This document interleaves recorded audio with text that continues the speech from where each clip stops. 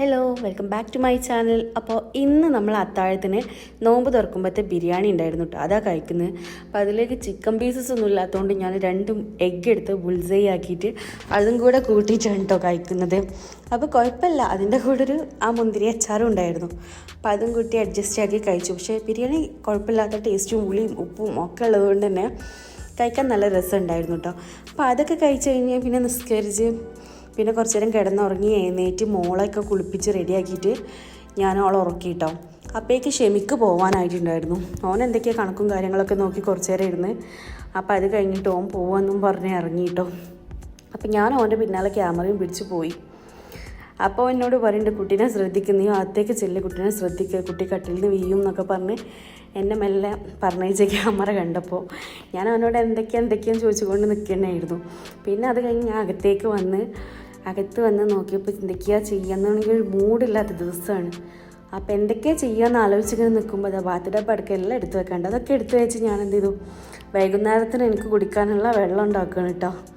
അപ്പോൾ ഞാൻ എന്നും 2 ലിറ്റർ വെള്ളത്തിൽ ചിയ സീഡ്സ് ഇട്ടുകൊണ്ട് കഴിക്കാറുണ്ട്. നോമ്പ് തുറന്ന് നമ്മൾ ഒരു അത്താഴത്തിൻ്റെ ഉള്ളിൽ, അത്താഴം എൻ്റെ രാത്രി തന്നെ ഫിനിഷ് ആവലുണ്ട്, അങ്ങനെ കഴിക്കാറുണ്ട്. ഇത് ഒരുപാട് എനിക്ക് ഹെഡ് ബെനിഫിറ്റായിട്ട് തോന്നിയിട്ടുണ്ട് കേട്ടോ.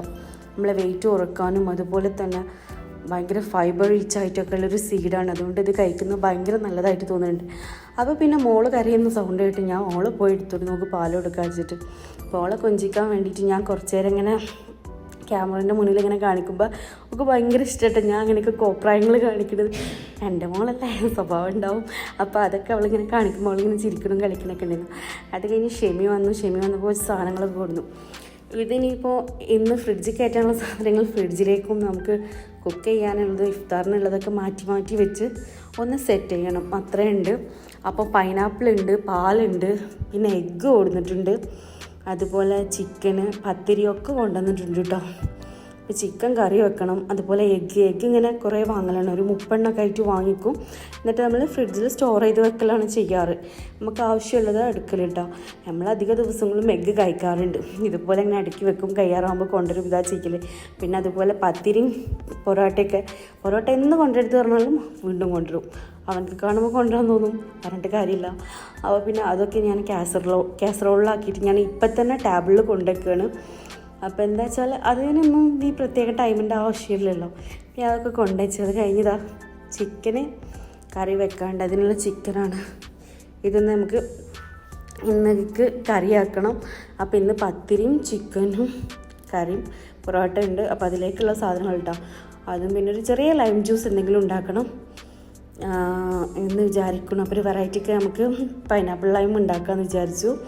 പിന്നെ ചായ, ഫ്രൂട്ട്സ്, ഇത്രയാണ് ഇന്ന് നോമ്പറക്കുമ്പോൾ നമുക്കുള്ളത്. അപ്പോൾ ചിക്കൻ കറിക്കുള്ള സാധനങ്ങളൊക്കെ അരിഞ്ഞെടുത്ത് ഞാൻ എന്ത് ചെയ്തു, കുക്കറിലേക്ക് ഇട്ട് എൻ്റെ സിമ്പിളായിട്ടുള്ള ചിക്കൻ കറി. പക്ഷെ അത് ടേസ്റ്റ് കേട്ടോ, നല്ല ടേസ്റ്റ്. നമ്മൾ വിചാരിക്കും പോലെ ഇങ്ങനെ കുറേ നേരം വഴറ്റി ഉണ്ടാക്കണമെന്നല്ല, എന്നാലും അത് നല്ല അടിപൊളി ടേസ്റ്റായിട്ട് ഞങ്ങൾക്ക് തോന്നാറുണ്ട് കേട്ടോ. ഞങ്ങൾ എന്ന് കഴിക്കുമ്പോഴും പറയും നല്ല ടേസ്റ്റുണ്ട്. എന്താ അറിയില്ല, ഞങ്ങൾക്ക് ഭയങ്കര ഇഷ്ടം.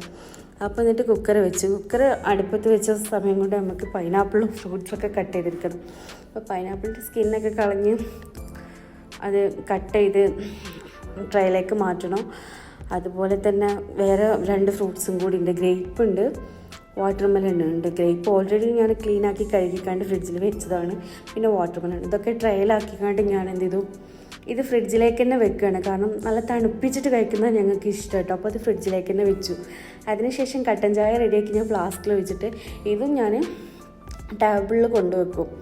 കാരണം ഇതും നമുക്ക് അടുക്കളയിൽ വെക്കണം നിർബന്ധമില്ല. ഇതും കൊണ്ടുവച്ചാൽ അത്രയും നല്ലത്, മറക്കാണ്ടിരിക്കും. അതൊക്കെ കഴിഞ്ഞപ്പോൾ ഏകദേശം മണിഞ്ഞു, സമയം 6:10. അപ്പോൾ പിന്നെ ഈ സമയത്തിനുള്ളിൽ എനിക്ക് ഇനി 6-ൻ്റെ ഉള്ളിൽ മോളെ കുളിപ്പിച്ച് റെഡിയാക്കി ഓളെ കെടുത്തി ഉറക്കണം. അപ്പോൾ ഓളൊക്കെ കെടുത്തി ഉറക്കി ഞാൻ വീണ്ടും വന്ന് എൻ്റെ സാധനങ്ങളൊക്കെ റെഡിയാക്കി ഞാൻ ടേബിളിൽ കൊടുന്ന് വെച്ച് ജ്യൂസും, അതായത് ലൈം ജ്യൂസ് ഉണ്ടാക്കിയത്, പൈനാപ്പിൾ ലൈം ജ്യൂസൊക്കെ ഉണ്ടാക്കിയതൊക്കെ ഞാൻ ടേബിളിൽ കൊടുന്ന് വെച്ചിട്ടോ.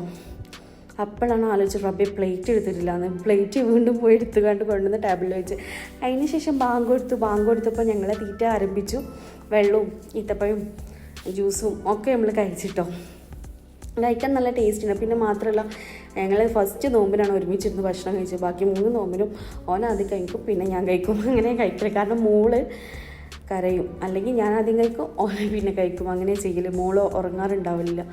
അങ്ങനെ ഞങ്ങൾ ഓരോന്ന് പറഞ്ഞ് ഭക്ഷണം കഴിച്ചിക്കാണ്ട് സംസാരിച്ച് അങ്ങനെ ഞങ്ങളെ ഭക്ഷണമൊക്കെ കഴിച്ച് ഇനി ഞങ്ങൾക്ക് കുറച്ച് പണിയുണ്ട്. ഭക്ഷണം കഴിച്ച് കഴിഞ്ഞ് പാത്രങ്ങളൊക്കെ മോറി നിസ്കാരം മൂത്തൊക്കെ കഴിഞ്ഞ് ഞങ്ങൾ കിടന്നുറങ്ങും. അത്രയൊന്നും ഉണ്ടാവുള്ളൂ. അപ്പോൾ എൻ്റെ വീഡിയോ ഇഷ്ടപ്പെട്ടാൽ നിങ്ങൾ ലൈക്ക് ചെയ്യുക, കമൻറ്റ് ചെയ്യുക, ഷെയർ ചെയ്യുക, സബ്സ്ക്രൈബ് ചെയ്യുക. Thanks for watching. ബൈ.